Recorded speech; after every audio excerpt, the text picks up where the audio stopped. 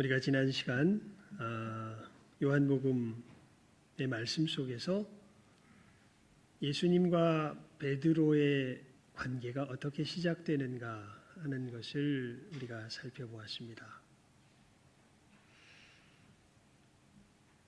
오늘 우리가 읽은 말씀에 보면 예수님께서 여러 사람들에게 말씀을 전하실 때 마침 호숫가에서 전하셨는데 그때 그 중에 한 배가 베드로의 배였던 것을 우리가 알 수 있습니다. 그리고 다른 배가 아니라 그 베드로의 배 위에 예수님께서 올라가서 말씀을 전할 수 있도록 베드로에게 부탁을 하셨던 것이 오늘 말씀에 나와 있죠. 여러분, 이때 베드로와 예수님은 아는 사이였을까요? 모르는 사이였을까요? 우리가 지난 주일날 말씀을 잘 생각해 보면 아는 사이였다는 걸 알 수 있겠죠. 그럼 관계는 어느 정도의 관계였을까요? 우리 5절 말씀을 한번 읽어볼까요? 5절 말씀을 한번 읽어봅니다. 시작 한번 읽습니다. 시작. 시몬이 대답하여 가로되 선생이여 우리들이 밤이 맞도록 수고를 하였을 때 얻은 것이 없지만은 말씀에 의지하여 내가 그물을 내리리이다 하고. 자, 그리고요 우리 8절 말씀을 한번 읽어봅니다. 8절 말씀입니다. 시작. 시몬 베드로가 이를 보고 예수의 무릎 아래 엎드려 가로되 주여 나를 떠나소서 나는 죄인이로소이다 하니. 자, 혹시 눈치채신 분이 계실까 모르겠습니다. 여러분, 예수님께서 시몬 베드로에게 부탁을 하여 배를 띄워서 자기가 말씀을 전할 수 있도록 도와달라고 부탁할 때에 베드로는 예수님을 뭐라고 부릅니까? 선생이여 이렇게 부릅니다. 그러니까 우리 교회에서 익숙한 관계 속에서 이야기하면 이때의 베드로는 어떻게 보면 교회에 나오는 사람일 수는 있는데 아직 예수님을 믿는 사람은 일까요, 아닐까요? 아니죠. 그냥 예수님이 누구예요? 선생이에요. 그냥 뭔가 대단해 보이기는 하고 뭔가 남달라 보이기는 하고 뭔가 하나님의 뭔가 뭐라 그럴까요? 좀 그거한 부분이 좀 자기와 그렇게 깊이 있게 관계가 있는 것도 아니고 말 그대로 그냥 자기는 아직은 예수님의 사람이 아닙니다. 하지만 우리가 이런 부분에 있어서 지난 말씀과 우리가 이것을 잘 연결해서 생각해 볼 필요가 있죠. 여러분, 교회에 의외로 이런 사람들이 많습니다. 그러니까 교회에 나오긴 하는데 아직 예수님이 누구는 아니고 누구인 사람들. 오늘 말씀에 누구는 아니고 누구인 사람들. 주는 아니고 누구인 사람들. 선생이요 라고 이야기하는 사람들이 아직 많이 있습니다. 그냥 호의는 가지고 있어요. 하지만 예수님이 주님은 아니에요.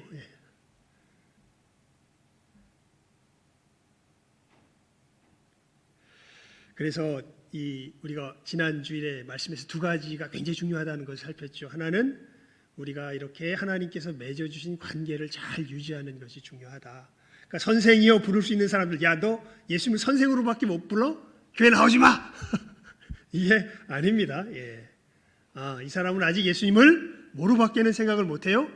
선생으로밖에 생각. 근데 예수님께서 그에게 뭘 부탁하세요?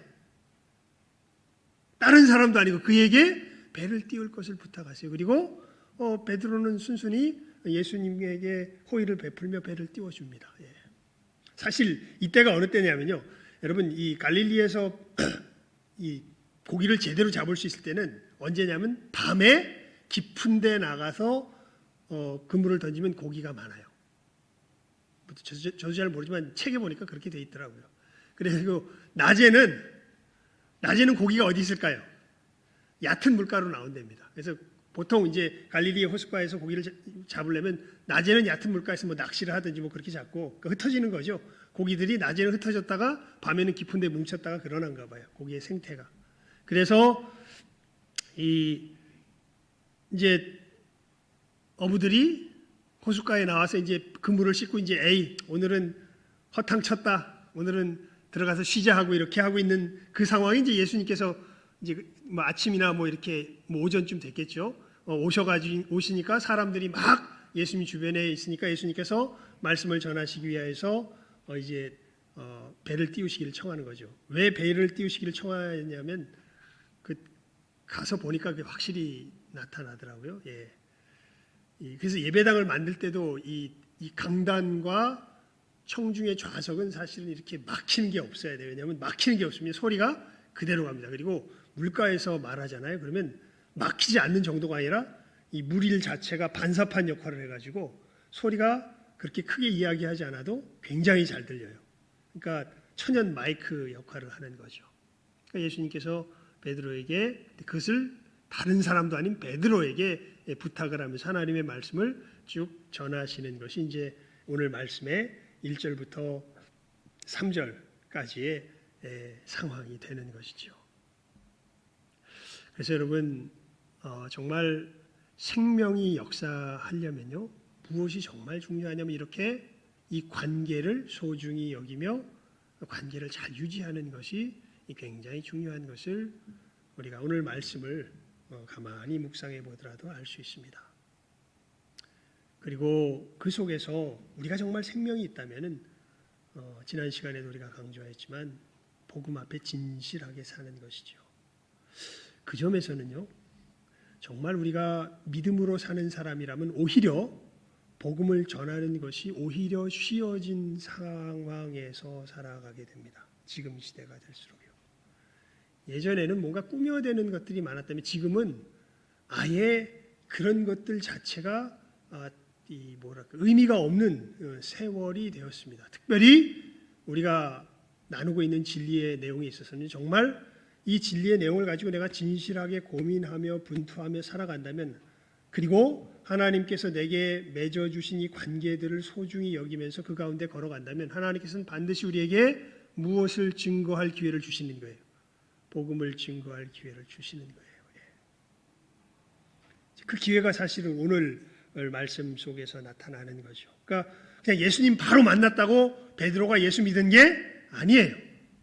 예수님과 꽤 오랜 기간 동안 어떻게 보면 예수님을 뭐로 부르는 시간이 있었던 거예요. 선생이여 라고 부르는 시간이 있었던 거예요. 참고로 저는 그것이 1988년도까지 제가 67년생이니까요. 21년 동안 예수님을 어떻게 보면 근데 그렇게 말하기도 좀 힘든데 저는 좀 보면 초등학교 한 5, 6학년 때 예수님을 영접한 것 같긴 해요. 근데 뭔가 내 인식 속에서 확실하게 내가 예수님을 영접했구나라는 것을 깨달아 것은 1988년도입니다.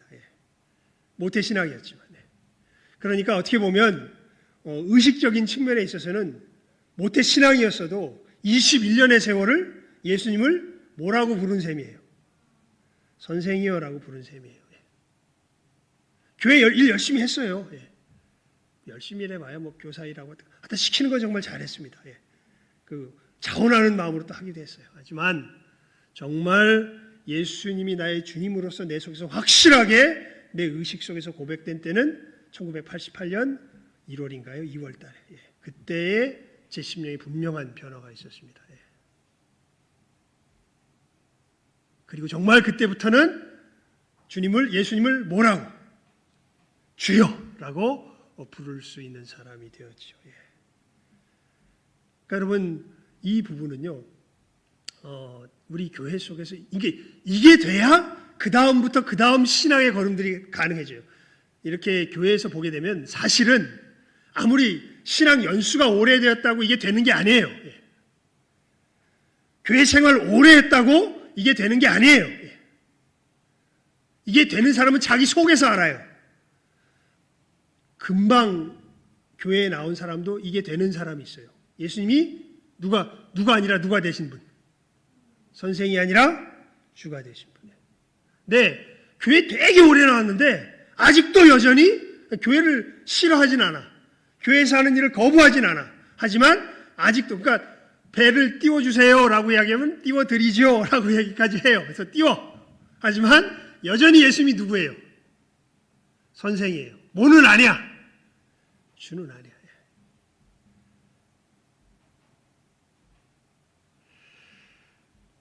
자, 오늘 설교 제목이 뭡니까?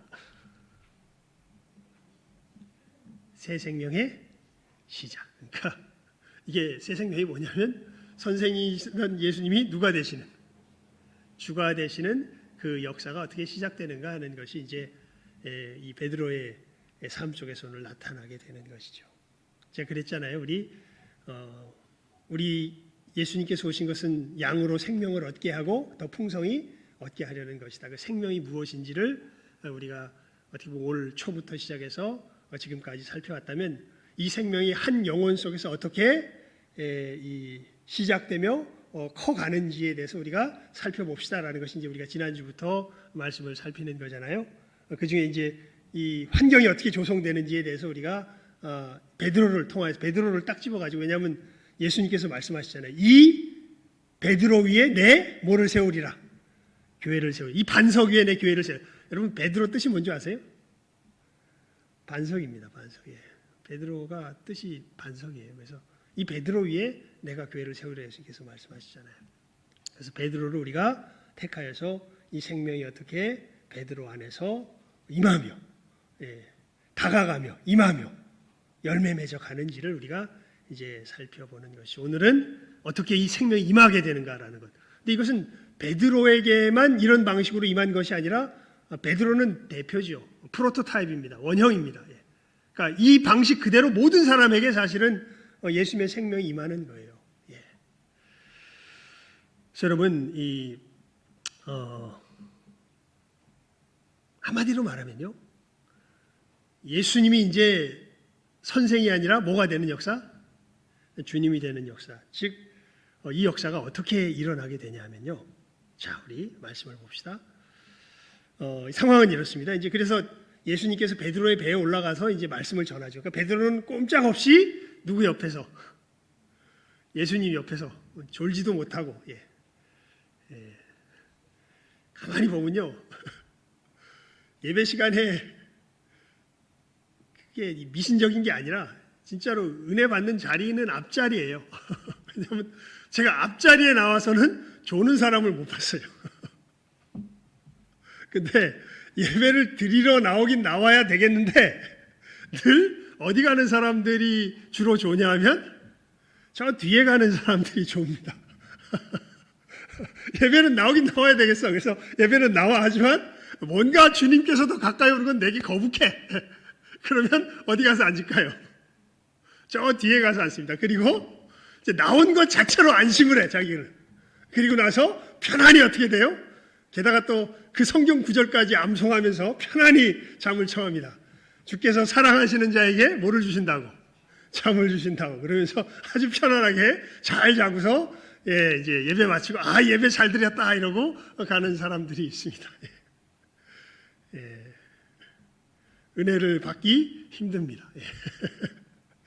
근데 하나님께서, 예수님께서 특별히 이날은 베드로의 배에 들어가면서 베드로가 어디 옴짝달싹 못하도록 그냥 그 밑에서 바로 말씀을 듣도록 조치를 취하셨습니다. 그리고 나서 말씀을 전하십니다. 그러니까 꼼짝없이 어떻게 하고 있어요? 베드로가 졸지도 못하고 그대로 그 말씀을 듣고 있습니다. 그리고 말씀을 마치시고 베드로에게 이르시죠. 갑자기 뜬금없이 깊은 데로 가서 그물을 내려 고기를 잡으라. 여러분, 웃기는 일이 벌어진 겁니다. 예수님은 우리가 알기로는, 제가 이스라엘 가서 확인한 거는 그게 아닌다고 이야기를 하더라고요. 고증하는 사람들, 이스라엘 사람들이. 이 당시 우리는 예수님의 직업을 뭐로 알고 있어요? 세상 직업을 뭐로 알고 있습니까? 목수. 근데 거기서 보니까 목수가 아니라 일용직 근로자였던, 그러니까 요셉이 목수가 아니라 일용직 근로자를 그렇게 불렀다 그래요. 이게 여러분, 우리 장로님이나 조건사님은 아실 텐데 제가 이스라엘 그 성지순례 가서 죽을 뻔했습니다. 진짜로. 이스라엘은요 전부가 다 돌이에요. 길바닥이나 이런 데가. 가이사랴 빌립보 원형 경기장 가서 거기서 진짜 가파르거든요. 거기서 계단에서 미끄러져 가지고, 그래서 정말 제대로 굴렀다면 제가 아마 죽었을지 몰라요. 머리 깨져 가지고 다 아주 딱딱한 돌이에요. 또 무기또에 가서도 또 뭐 사진 찍으라고 빨리 간다고 달려가다가 찍 미끄러져가지고 스마트폰도 박살나고 여기 완전히 다 나가서 그냥 쾅 찧어가지고 다들 이 갔던 사람들에게 그거를 염려를 끼쳤었는데요. 다 돌입니다. 그래서 돌 다루는 일들이 많아요. 그래서 구유도 제가 그래서 사진 찍어온 거 한번 예전에 보여주셨던 거 기억날 거예요. 제가 이게 무기또에서 이렇게 사진 찍어놨는데 이게 거기 사진에 보면은 말 모양으로 이렇게 철사 이렇게 놓은 거 아마 기억나실 줄 알아요. 그게 뭐냐면 구유가 우리가 생각하는 구유는 다 뭐예요? 이제 나무로 만든 구유잖아. 근데 거기서는 보통 구유를 뭐로 만들었었어요? 돌로 만들었었어요. 그러니까 그러니까 돌 가지고 하는 일들을 많이 했던 것 같아요. 그래서 이 일용직 근로자로서 이제 우리가 알죠. 그러니까 쉽게 말하면 노동하는 사람이 예수님이고 노동 전문가고요. 시몬 베드로는 뭐 하는 사람이에요? 고기 잡는 사람이에요. 아까 말씀드렸죠. 여러분 지금 오전 시간에는 고기가 다 어디로 나와 있다고? 얕은 데로 나와 있다고. 언제 고기가 깊은 데 있다고? 갈릴리 바다에서는 밤에 깊은 데 있다고. 제가 예전에 모교회에 있을 때요. 우리 김경철 집사님도 잘 잡으시더라고요. 그때 보니까 이게 강원도 가셔서 잡는데요. 이게 견지 낚시가 아니라 이런 걸로 낚시인데 탁탁 하면서 그냥 요즘은 힘이 드셔서 못 가신다 그러는데 그냥 제가 다니던 모교회 제 친구의 아버님 장로님이신데 이분이 낚시 도사예요. 그냥 어디 수련회 같은 데 가면은 잠깐만 어디 가서 한두 시간만 오면 이만한 데다가 이걸로 해서 하나가득 잡아오세요. 어떻게 잡으시냐면 자기는 다 보인대 물고기가. 그래서 자기는 그렇게 잘 잡는다 그러시더라고요. 베드로쯤 되면 물고기가 다 뭐하는 사람이에요? 다 보이는 사람이죠. 직업이니까. 그런데 그 원리가 그래서 밤에 고기 잡고 지금 아침에 이제 오늘은 공쳤나보다 하고 돌아가려고 하는데 노동자가 지금 어부한테 지금 뭐라고 이야기하는 겁니까? 깊은 데로 가서 어떻게 해라? 그물을 내려 고기를 잡으라. 자, 근데요. 여러분 말씀을 듣는 순간 베드로가 자기 심령 속에서 무의식적으로 알게 된 것이 있습니다. 이분은 그저 단순한 사람이 아니시다라는 거죠. 만약에 예수님을 이 당시에 그저 선생이요, 그래서 자기보다 조금 나은 사람 정도로 생각했다면 이렇게 반응할 수 없습니다. 아무리 당신이 뭐 다른 것들은 이야기를 잘해도 이 낚시만큼은 누구 얘기 들어야 돼요? 내 얘기 들어야 돼요. 제가 예전에 요즘도 이제 지나간 것을 이렇게 잘 보고 테레비 프로 중에서 딱 하나 보는 게 그거예요. 뭉쳐야 찬다. 올림픽 대표 선수들이 이렇게 축구팀 만들어 가지고 조기 축구하는 그거 참 재밌더라고요. 그래서 그거 보는데 그 재밌었던 게 뭐냐면 거기서 이제 축구할 때는 다 나이도 많고 다 하지만 다 누구 말 들어요?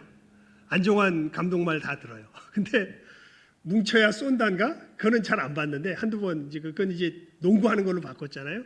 농구로 이제 종목이 바뀌니까 이제 다 누구 말 들어요, 이제는. 축구할 때 축구 제일 못하던 허재 말 이제 다 들어요. 여러분, 베드로가 예수님을 단순히 사람으로 생각했다면 최소한 낚시에 관한 이야기가 나왔을 때 절대 예수 말 들을까요, 안 들을까요? 안 듣습니다. 왜요? 자기가 최고니까. 낚시에 관해서는 자기가 최고니까. 그런데 우리 5절 말씀 함께 읽어볼까요? 시작 한번 읽습니다. 시작. 시몬이 대답하여 가로되 선생이여 우리들이 밤이 맞도록 수고를 하였을 때 없지만은 말씀에 의지하여 내가 그물을 내리리이다 하고. 그러니까 이런 역사들이 일어나기 시작해요. 내 생각보다 주의 말씀이 훨씬 더 크게 나에게 다가오기 시작합니다. 은혜의 역사가 시작될 때는 이 역사가 시작돼요. 교회에 나와서 많은 사람들이 예수님이 아직 주님이 안 되고 선생이 되는 가장 큰 이유가 뭐냐면 아직도 하나님의 말씀보다는 누구 생각이 더 커요, 자기 속에서. 여기에 이렇게 앉아있고 뭐 하나님 말씀하신데 이게 포즈는 취할지 몰라도 자기 마음 속에서 아직도 누구 말씀보다, 하나님의 말씀보다 어떤 말씀이 내 머릿속에서 더 커요. 내 생각이 내 머릿속에서 더 커요. 그러면 이 사람에게는 여전히 예수님은 뭐가 될 수 없어요. 주가 될 수 없어요. 이 사람은 기껏해야 예수님은 내가 호의를 베풀어 드리는 선생 정도에 불과하게 돼요. 하지만 은혜의 역사가 시작되면, 이 새 생명의 역사가 시작되면 이건 뭐 자기 지식이 많고 적고 뭐 이거 다 필요 없어요.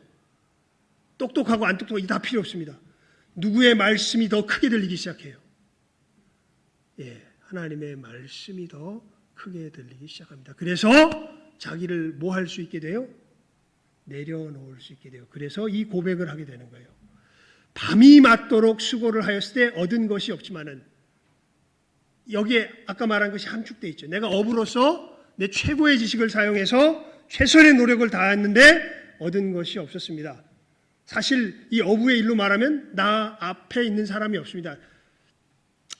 제가 이게 뭐 역사적으로 신빙성 있는 얘기는 아닌 것 같은데, 하여튼 예전에 어떤 책을 읽다가 그런 걸 봤어요. 이 베드로가 살았던 곳으로 추정되는 그 마을 건너편에, 그 당시에 이렇게 역사를 고증하다 보니까 재밌는 사실 하나 봤는데, 뭐냐면 베드로 상회라는 이 가게가 하나 있었다며, 고기 파는 집이 있었대요. 그 얘기를 하면서 어떤 분이 그런 식의 이제 재밌는 상상을 하시더라고요. 베드로가 고기를 엄청 잘 잡았나 보다. 그래서 워낙 고기를 잘 잡아서 자기 마을에도 가게가 있을 뿐 아니라 어디에도,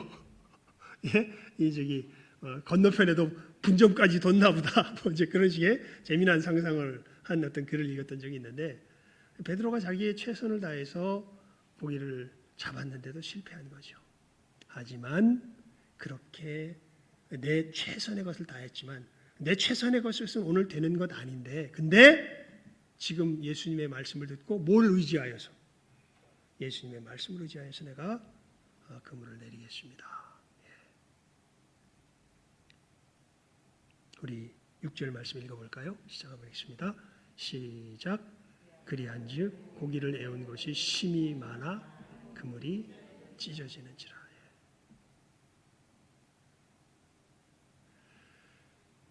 여러분, 우리의 신앙은요, 실제입니다.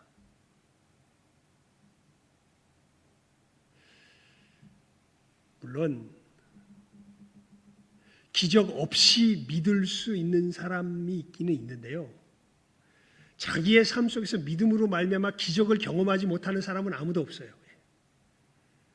하나님을 믿으면서 걸어가면요, 반드시 뭘 경험하게 될까요? 기적을 경험하게 돼요. 늘 있는 건 아니에요. 하지만 분명하게 하나님의 권능을 체험하는 이 기적이 있게 됩니다. 근데 이 과정은 늘 어디에서부터 시작되냐 하면, 내 생각보다 누구의 말씀이 커질 때부터, 하나님의 말씀이 커질 때부터 시작돼요. 여러분, 한번 여러분의 지금까지 걸어온 믿음의 길들을 한번 잘 살펴보십시오. 제가 이렇게 대화해 보면요, 사실 잘 드러나요. 얘기를 해보면 그건 꾸밀 수가 없어요. 잘 들어보면 아직도 저 사람한테는, 저분한테는 예수님이 주님이 아니라 뭐구나, 선생님이구나. 어떤 사람은 대화해 보면 알아요. 아이고, 저 사람한테 예수님이 누구시구나, 주님이시구나. 태도는 다른 것 아니에요. 아무리 뭐 자기 생각이 어떻고 저쩌고 이래도 하나님의 말씀이 그렇다 그러면 주님인 사람은 입이 어떻게 될까요? 다물어집니다. 그런데 선생인 사람은 그 좋은 얘기지요. 뭐 그러면 좋긴 좋은데, 그래도 이게 더 이렇게 주님께서 말씀하신 것이 혹시 이런 뜻이 아닐까요? 결국 그 속에 들어가 보면 누구 생각이 누구의 말씀보다 훨씬 더 커져 있어요. 자기 생각이 하나님의 말씀보다 실제로 훨씬 더 커져 있어요. 예. 주님이 된 사람은요, 물론 주님이 된 사람이 그런 영역이 없다는 게 아니에요.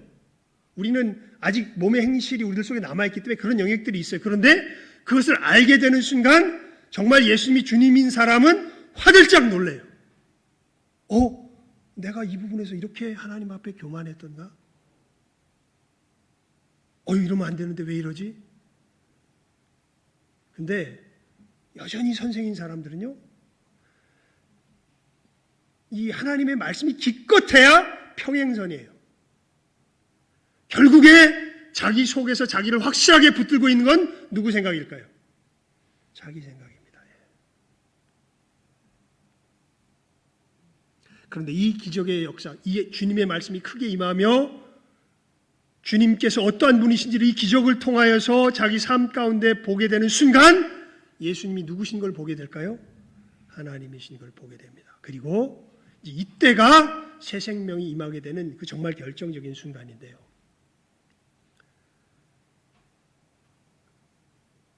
우리 6절에서 8절까지의 말씀을 같이 읽어봅니다. 6절을 다시 한번 읽죠. 6절에서 8절까지 말씀입니다. 시작하면 읽습니다. 시작. 그리한즉 고기를 애운 것이 심히 많아 그물이 찢어지는지라. 이에 다른 배에 있는 동물을 손짓하여 와서 도와달라 하니 저희가 와서 두 배의 채움에 잠기게 되었더라. 시몬 베드로가 이를 보고 예수의 무릎 아래 엎드려 가로되 주여 나를 떠나소서 나는 죄인이로소이다 하니. 아멘. 아멘. 예수님의 하나님 되심을 알게 될 때에 정말 새 생명의 역사가 시작될 때에 그 영혼 속에서 벌어지는 누구도 거치지 않을 수 없는 한 길이 있는데 그게 무엇이냐면 이 8절 말씀입니다. 특히 그 끝에 고백이요. 나는 무엇입니다? 죄인입니다. 여러분 참 신기하잖아요. 자, 우리 입장 바꿔서 생각해 놓읍시다. 나 어부입니다. 하루 종일 고기 잡은데 다 허탕만 쳤어요.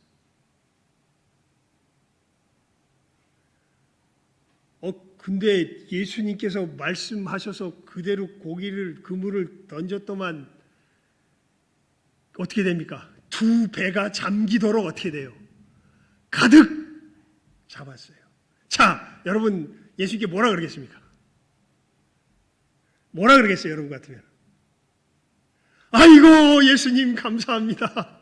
이 하루 종일 허탕을 쳤는데 이렇게 놀라운 은혜를, 예수님, 이제 보니까 탁월한 어부십니다. 나와 함께 뭐 합시다? 동업합시다. 나는 잡는 거, 이런 거 잘하니까 예수님이 어디라고 그물만 던지라고 이야기하십시오. 그럼 우리 가가지고 그냥 싹 쓸어가지고 이 갈릴리 바다까지 걷어를 냅시다. 갈릴리 바다에 만족할 게 아니라 우리 딴 바다까지 이게 어떻게 보면 정상적인 반응 아니에요? 세상을 살아가는 사람들의 반응 아니겠습니까? 그런데 전혀 엉뚱한 얘기를 합니다. 고기가 잡은 것이 그렇게 중요한 게 아닌 거예요. 그 예수님 앞에 부딪히고 나니까 뭐가 정말 중요해졌냐 하면 그 예수님의 신성 앞에 제대로 서게 되니까 뭐가 정말 중요해졌냐면 내가 하나님 앞에서 제대로 된 존재인가 그렇지 않은가가 중요해지기 시작합니다.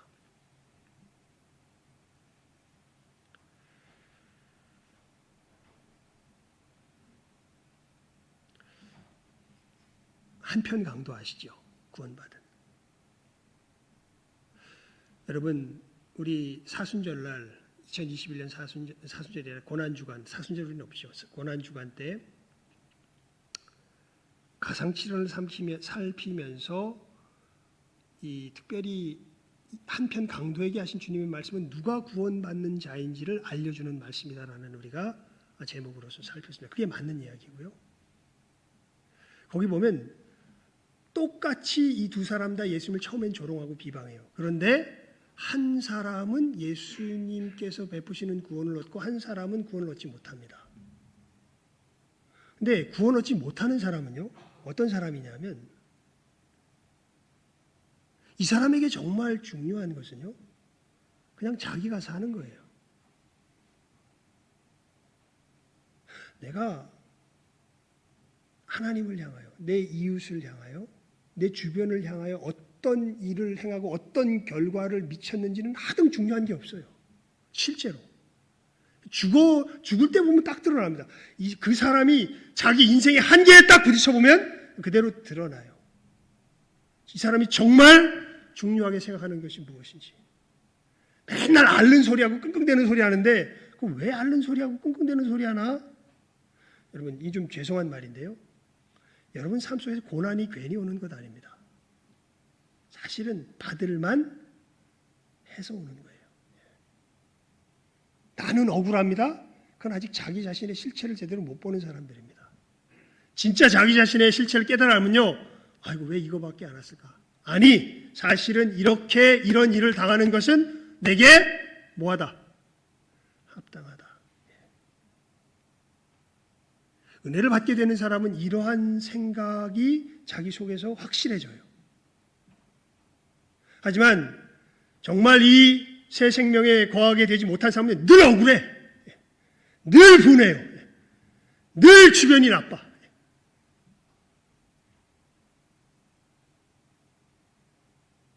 한편 강도가, 다른 편 강도가 그렇죠. 이 인간은 지가 어떤 일을 행했는지는 중요하지 않아. 자기가 계속 사는 게 중요해요. 그래서 예수님을 조롱합니다. 네가 그래 구원자라고? 너도 하나 구원 못하면서 구원자라고? 그렇게 기적을 많이 베풀었다면서 그래 네 몸도 스스로 구원 못해? 네가 진짜 그리스도라면 너도 구하고 나도 좀 내려가게 해봐. 이 사람에겐 뭐가 중요해요? 자기 삶이 중요해요. 자기가 중요해요. 그런데 다른 편 강도는 어떻습니까? 오히려 그 사람을 죽음을 앞두고서 꾸짖습니다. 그런데 놀라운 이야기래요. 내가 이렇게 죽는 것은 어떠하다. 누가복음 23장 펴보십시오. 이건 한번 봅시다. 누가복음 23장. 예. 누가복음 23장. 예. 누가복음 23장 41절입니다. 41절 말씀. 41절을 함께 읽어봅니다. 누가복음 23장 41절 말씀입니다. 시작하면 읽습니다. 23장 41절입니다. 시작.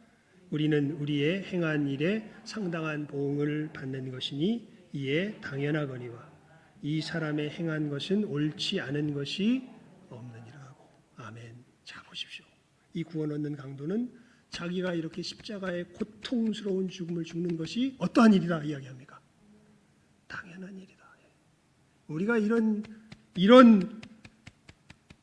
보응을 받는 것은 당연한 일이다. 이 사람은 지금 자기가 죽느냐 사느냐보다 훨씬 더 중요한 것이 있습니다. 그게 뭐냐 하면 의로워지는 거예요. 바르게 되는 거예요. 이러한 죽음에 합당한 삶을 사는 것이 아니라 정말 하나님을 사랑하고 내 이웃을 제대로 사랑할 수 있는 진실한 삶을 살 수 있는 존재가, 그 참된 삶을 살 수 있는 존재가 되는 거예요. 그게 정말 중요해요. 내 생명이 끊어지는 것보다 오히려 이렇게 되는 건 당연해. 이런 내가 그러한 존재가 되는 것이 훨씬 더 중요해요. 그래서 예수님께 뭐라고 부탁합니까? 당신의 나라에 임하실 때 누구를 기억해달라고? 나를 기억해. 예수님께서 뭐 하시는 걸 봤거든요. 아버지여, 저들이 하는 일을 알지 못합니다. 저들의 죄를 용서하여 주옵소서. 그 말씀 속에서 놀랍게도 성령께서 역사하시면서 이 다른 편 구원받는 강도는 예수님께서 무엇을 하시는지를 보게 된 거예요.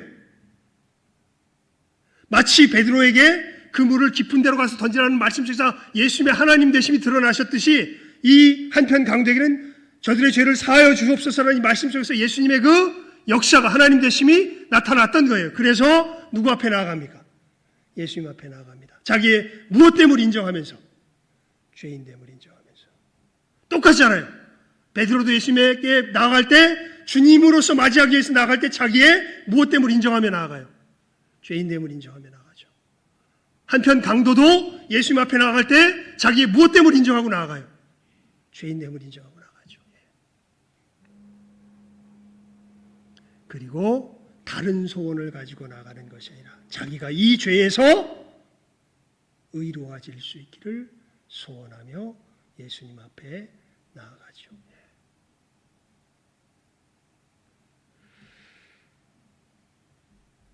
여러분, 어떤 사람이 예수님을 주님으로 부를 수 있게 될까요? 이 과정을 거친 사람이라야 예수님을 주님으로 부를 수 있습니다. 이 과정이 자기 심령 속에서 진실하게 일어난 적이 없어요. 그러면 그런 사람이 있을 수 있어요. 착각하고 있는 사람들. 자기가 마치 예수님 믿는 것이라고 착각하고 있는 사람들이 있을 수 있어요. 근데 자기 속에서 보면 알아요. 이 사람들에게는 절대로 하나님의 말씀이 내 생각보다 어떻게 될 수가 없을까요? 커질 수가 없어요. 기껏해야 호의는 가져요. 그 말씀 괜찮아 보이네요. 그렇게 되면 좋겠어요. 그건 나에게 꽤 좋아 보이는 말씀이기 때문에 내가 받고 싶어요. 하지만 이 사람들은 이 말씀 자체가 내 생각보다 절대로 어떻게 될 수는 없어요. 커질 수는 없어요. 주의 내가 밤이 맞도록 수고해도, 여러분 이것의 가장 극단적인 예를 보여준 성경의 인물이 누구냐 하면 아브라함입니다. 세상에 너무나 끔찍한 이야기를 듣죠. 사실 하나님께 여러분, 네 아들 이삭을 어떻게 해라? 바쳐라. 이게 말이 되는 얘기예요? 여러분 생각 속에서 하나님의 말씀이 이런 식으로 다가오면 여러분들에게 이게 말이 됩니까? 안 됩니까? 예수님을 주님으로 부를 수 있는 사람은 이게 뭐가 돼요? 말이 돼요. 이해는 안 돼요. 하지만 그 말씀이 진리라는 걸 뭐 할 수는 있어요? 믿을 수 있어요. 이해가 안 되는 건 다 똑같아요. 그 부분에 있어요. 하나님은 우리를 초월하시기 때문에 우리가 다 이해할 수가 없어요. 하지만 내가 이해할 수 있건 이해할 수 없건 예수님이 주님이 되신 사람은 그분이 바로 나의 누구세요? 하나님이세요. 나의 절대자세요. 그게 변할 수가 없어요. 그게 예수님을 뭐로 부르는 사람의 특징이에요? 주님으로 부르는 사람의 특징이에요.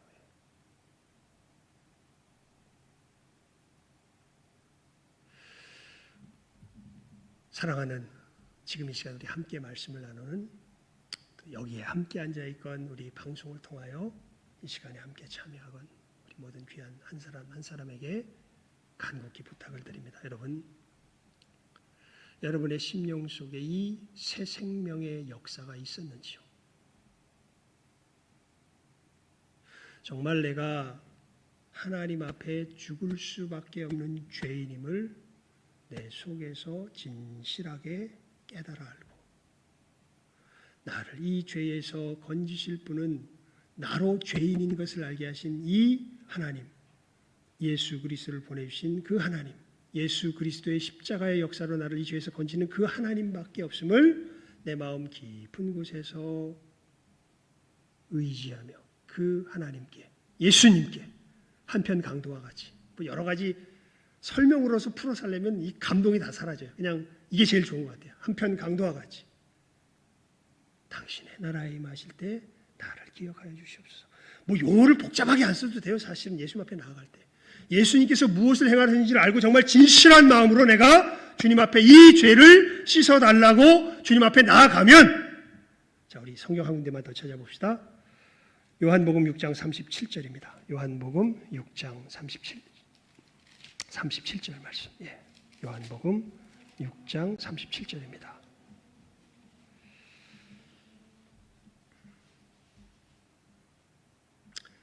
우리 36절과 37절 두 절을 같이 읽도록 합시다. 요한복음 6장 36절, 37절 말씀입니다. 시작하면 읽습니다. 요한복음 6장 36절, 37절 말씀입니다. 시작. 그러나 내가 너희더러 이르기를 너희는 나를 보고도 믿지 아니하는도다 하였느니라. 아버지께서 내게 주시는 자는 다 내게로 올 것이요 내게 오는 자는 내가 결코 내어쫓지 아니하리라. 아멘. 예수님 분명히 말씀하세요. 너희들이 나를 보고도 뭐하지 않았다.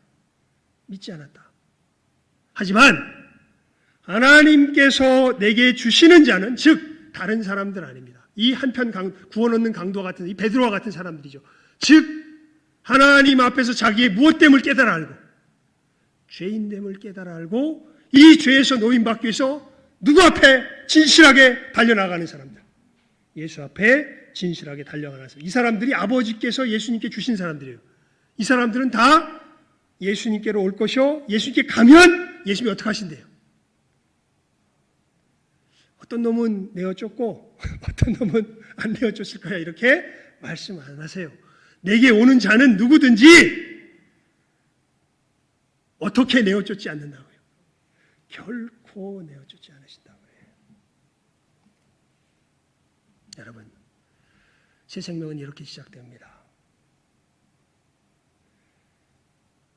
우리가 하나님의 이 절대성 앞에서 우리의 죄를 깨달아 알고 하나님의 하나님 되심을 인정할 수 없는 우리 자신의 이 불의함 속에서 고통하면서 자기 힘으로 이것을 이룰 수 없기에 주님의 도우심을 청하며 주님 앞에 나아가 예수님 나를 도와주십시오. 하나님 앞에 우리의 이 약함을 내어놓을 줄 알게 될 때 그때 주님께서 우리들 안에 찾아오시면서 그러면서 우리들에게 이 새 생명이 시작되는 것이죠. 이것을 시간 순서로 따지면 좀 복잡하니까요. 그냥 하나님께서 여러분들에게 이해케 하시는 대로 이해할 수 있기를 정말 바랍니다. 하지만 아까 말한 이 역사 자체는 일어나게 되는 거예요. 하나님의 말씀이 어느 순간인가 내 생각보다 크게 들려오기 시작하면서 그 속에서 내가 하나님 앞에 어떠한 멸망받아 마땅한 죄인인지를 깨달아 알면서 예수께서 오신 것이 바로 이런 나를 건지시기 위하여 오신 것이라는 것을 신뢰하게 되면서 이 새 생명이 우리들 가운데 예수님을 영접하며 시작하게 되는 것이죠. 그러면서 예수님을 영접한 사람들은 이제 어떤 역사가 일어나는 거예요? 사도 바울이 이야기하죠. 우리로 뭐에 대하여 죽고 죄에 대하여 죽고 누구에 대하여 살게 하시는 하나님께 대하여 살게 하시는. 그래서 제가 그냥 이런 식의 표현으로 여러분들에게 계속 강조를 하죠. 이제 진짜 새 생명을 얻게 되면 하나님의 절대성 앞에 무릎 꿇을 수 있게 된다고요. 제가 보면요. 요즘 시대에 진짜 예수 믿는 사람이 사실은 별로 잘 안 보여요. 왜냐하면요. 되게 세련됐어요. 예수님도 하나님의 말씀도 지들이 생각한 기준에 맞아야 받아요. 특히 젊은 사람들이요. 뭔가 말씀하시면 좀 뭐가 안 돼 보여도 순종하는 거 되게 무식하게 생각을 하고 심지어는 악으로 생각을 해요. 정반대입니다. 제가 성경을 통해서 보면요. 정반대예요. 오히려 좀 무식해 보이는 사람들이 어린아이 같은 사람들이 하나님 나라에서 어떤 자예요? 큰 자예요. 이 세상에서 똑똑한 사람들은 하나님 나라에 결코 들어갈 수가 없어요. 자기 머릿속에서 성경을 다 제한시켜 버립니다. 하나님의 말씀을 자기 생각 속에서 다 커트해내 버립니다. 아니요. 진짜 생명을 얻으면요. 오히려 어린아이와 같아져요. 와, 이게 하나님의 말씀이야? 그럼 믿어야지. 이렇게 돼요. 이게 말이 안 되는 것 같은데 이게 하나님의 말씀이야? 그럼 어떻게 해요? 믿어야지. 한 얘기라고 말씀을 맺겠습니다. 미국에서 있었던 일이라 그래요. 굉장한 인텔리 부부가 있었습니다. 아직 아이를 안 낳았는지 하여튼 남자와 여자. 완전히 현대 사상에 찌들어서 아주 현대적으로 살아가던 사람들이에요. 모든 일은 정확하게 둘이 배분을 나눠서 논의하여서 무슨 국회하듯이 그런 식으로 확실한 의견의 통일을 가지고 이런 식으로 하며 아주 합리적이고 논리적이고 아주 여성 인권 남성 이런 거 생각 안 할 정도로 이 사람들이 예수를 믿게 됐습니다. 어떤 일이 벌어졌는지 아세요? 어떤 중요한 일이 결정하게 생겼습니다. 아내가 자기의 의견을 충분히 이야기한다. 그리고 뭐라고 이야기하냐면 그런데 당신이 결정하세요. 예. 오히려 남편이 당황을 합니다. 아니 우리 이렇게 안 했잖아. 그런데 그게 아닌 것 같다고. 분명히 말씀에 있죠. 그리스도께서 교회에 뭐됨 같이 머리됨 같이 남편은 아내의 뭐가 되었다? 머리가 되었다. 예. 그냥 그게 빼도 박을 수도 없는 하나님의 뭐예요? 말씀이 그냥 그대로 기록이 돼 있어요. 그러니까 내 생각으로 제안하는 것이 아니라 내 생각은 이래요. 하지만 최대한 돕는 배필로서의 역할을 하는 거죠. 왜냐하면 여인에게 분명히 뛰어난 부분이 있습니다. 하나님께서 은사를 주셨죠. 그래서 그것을 최대한 돕는 것으로서 전해줘요. 하지만 결정은 누가 하세요? 당신이 하세요. 예. 왜요? 무엇보다 무엇이 더 커져 있기 때문에. 자기 생각보다 하나님의 무엇이? 말씀이 더 커져 있기 때문에 그렇습니다. 여러분, 이 새 생명의 역사가 우리들 가운데 풍성하게 임하기를 주님의 이름으로 축원을 드립니다. 기도하겠습니다. 하나님 아버지, 저희들 주님께서 주시는 이 새 생명이 우리들에게 어떻게 시작되는가? 베드로가 예수님을 선생님이라고 부르던 베드로에서 주님으로 부르는 베드로로 변화되는 이 역사 속에서 모든 그리스도인이 누구나 예외 없이 통과해야 하는 이 귀한 거듭남의 과정을 이 말씀을 통하여서 살펴보았습니다. 하나님, 우리 믿음의 식구들, 우리 자신에게 정직한 모든 귀한 영혼들 되게 하여 주시옵소서. 어떤 영혼은 교회에 출석하며 주님을 향하여 나온 지 얼마 되지 않았지만 벌써 예수님을 주님이라 부를 수 있는 영혼이 있고, 어떤 영혼들은 오랜 시간 교회에 나왔지만 아직도 예수님이 선생님인 영혼들이 있습니다. 하나님, 우리 자신에게 정직하게 하여 주시고 주님의 말씀이 커지도록 우리가 분투하게 하시며 그 커지는 말씀 속에서 우리의 죄인됨을 깨달아 알게 하여 주시고 우리 주 예수 그리스도의 복되심 앞에 진정한 믿음으로 나아갈 수 있는 이 거듭남의 역사가 하나님이여 우리 모든 영혼들 가운데 확실하게 일어날 수 있도록 주님 은혜 위에 은혜를 더하여 주시옵소서. 이 거듭남 속에 이 거듭남이 있어야 우리의 생명이 시작되는 것을 분명하게 깨달아 알게 하시며 저희들 아직 거듭나 보이지 못한 영혼들을 대할 때에 사랑하게 하시고 이 길로 잘 인도할 수 있게 해주시며 이미 예수를 주님으로 믿은 영혼들은 자기 속에 있는 이 육체의 옛 습관들을 예수님의 참으로 은혜로서 하나님께서 주신 이 생명으로서 하나하나 죽이며 승리하며 나아갈 줄 아는 이 시간 함께 머리 숙인 우리 모든 귀한 영혼들 다 되게 하여 주시기를 간절히 바라옵고 소원하옵고 축복하오며 모든 것 예수님의 이름으로 기도드리옵나이다. 아멘.